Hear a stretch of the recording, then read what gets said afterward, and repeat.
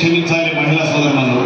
ఎందుకంటే ముఖ్యమంత్రి గారు ఒకటే చెప్పారు, ప్రతి మండలంకి వెళ్ళి ఎమ్మెల్యే ముఖ్య నాయకులు అందరూ కూడా వెళ్ళి మహిళలకు ఇప్పుడున్న పరిస్థితులు ఎలా ఉన్నాయి, మనం ఏ విధంగా చెప్పిన మాట ప్రకారం తప్పకుండా ఇస్తున్నాం అనేది మహిళా సోదరులకు చెప్పాలని చెప్పి పదే పదే చెప్పడం జరుగుతుంది.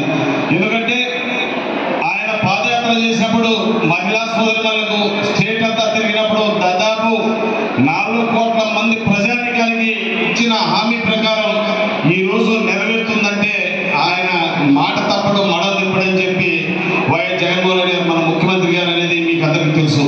అదేవిధంగా 4 విడతల కాలంలో దాదాపు 20 లక్షల కోట్ల రూపాయలు 25,000 కోట్ల రూపాయలు మహిళా సోదరులకి బకాయిలు ఉన్నదాన్ని కూడా 4 విడతలు తీరుస్తానని చెప్పి ఆ రోజు మాట ఇవ్వడం జరిగింది. అదేవిధంగా ఈ 4 సంవత్సరాలు 4 విడతలుగా 25,000 కోట్ల రూపాయలు మీ బకాయిలు అన్ని కూడా తీర్చడం జరిగిందని చెప్పి మీ చప్పట్లతో గట్టిగా ఒక్కసారి మన ముఖ్యమంత్రి గారికి ధన్యవాదాలు తెలియజేయాల్సిందిగా కోరుకుంటున్నాను. ఎందుకంటే 80 లక్షల మంది మహిళా సోదరులు చాలా మంది ఇబ్బందుల్లో ఉన్నారు. ఒకే ఒక నినాదంతో ఈ రోజు రాష్ట్రంలో ఎన్ని కష్టాలున్నాయి, ఎన్ని ఈ రుణం చెప్పిన మాట ప్రకారం మీ అకౌంట్లో జమ చేయడం జరిగిందని చెప్పి తెలియజేస్తున్నాను. కాబట్టి మనం కూడా తప్పకుండా మనందరం కూడా అందరం కలిసికట్టుగా మళ్ళీ ముఖ్యమంత్రిగా వైఎస్ జగన్మోహన్ రెడ్డి గారిని ఈ రాష్ట్రంలో చేసుకోవాలని చెప్పి మీకు అందరికీ తెలియజేస్తున్నాను.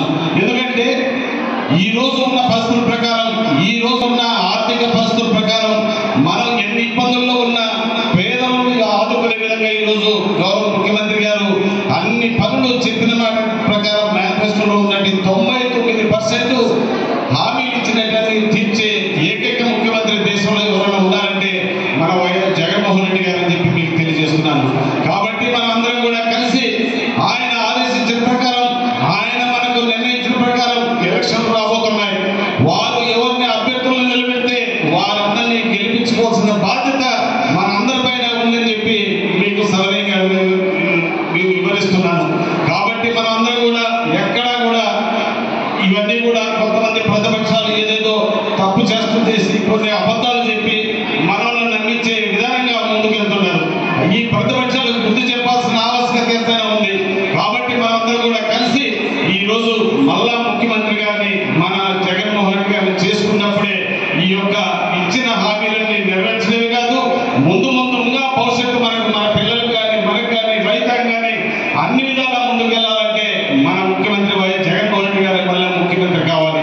కాబట్టి తప్పకుండా మనం అందరం కూడా ఎలాంటి ప్రతిపక్షాలు చెప్పేటాన్ని కూడా మోసపోకుండా తప్పకుండా మన ముఖ్యమంత్రి గారిని గెలిపించుకునే దానికి, వారిని ముఖ్యమంత్రి చేసుకునే దానికి వారు ఇచ్చినటువంటి మన అభ్యర్థులను ఆగపాటి అమర్నాథ్ రెడ్డి గారిని అయితేమి, అలాగే ఎంపీ గారిని అయితేమి ఇద్దరిని కూడా గెలిపించుకునే బాధ్యత మన పైన ఉంది. కాబట్టి తప్పకుండా మీరు గట్టిగా చప్పట్లతో తప్పకుండా నెరవేరుస్తామని చెప్పి కూడా మీరు చెప్పాల్సిందిగా కోరుకుంటూ, ఎందుకంటే సమయభావం వల్ల ఎండలు ఎక్కువ ఉన్నాయి. మీరు కూడా ఇంటికి వెళ్ళాలి.